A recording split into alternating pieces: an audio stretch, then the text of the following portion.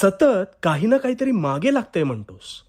आता ह्यावर उपाय शांतपणे ऐक. मुळात दुःख हे तुझ्यावर आलेलं संकट जरी असलं तरी ती तुझ्या मानसिकतेची आणि सहनशीलतेची कसोटी आहे. आता ह्या कसोटीला तू कसं सामोरं जातोस हे तितकंच महत्वाचं. ज्याच्या आयुष्यात ही संकट जास्त वाटायला येतात ते त्याची कुवत पाहून येत असतात. कारण जो हे वादळ झेलू शकतो तोच स्वतःला पेलू शकतो. आणि म्हणून जर तुला असं वाटत असेल की माझ्यावर संकटांचा मारा संपत नाही, तर तू त्या कसोटीला पात्र आहेस म्हणून. आणि तू त्यावर जर खरा उतरलास तर ध्यानात ठेव, ह्यानंतर तुझ्या जीवनात सुखाची सावली वास्तव्य करेल.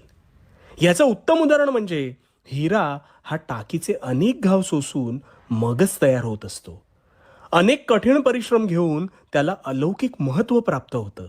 त्यामुळे ह्या दुःखाच्या नावेत बुडून जाऊ नकोस. सामना कर.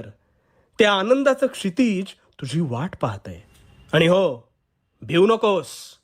भिवू नकोस, कारण मी तुझ्या पाठीशी आहे. भिवू नकोस, मी तुझ्या पाठीशी आहे.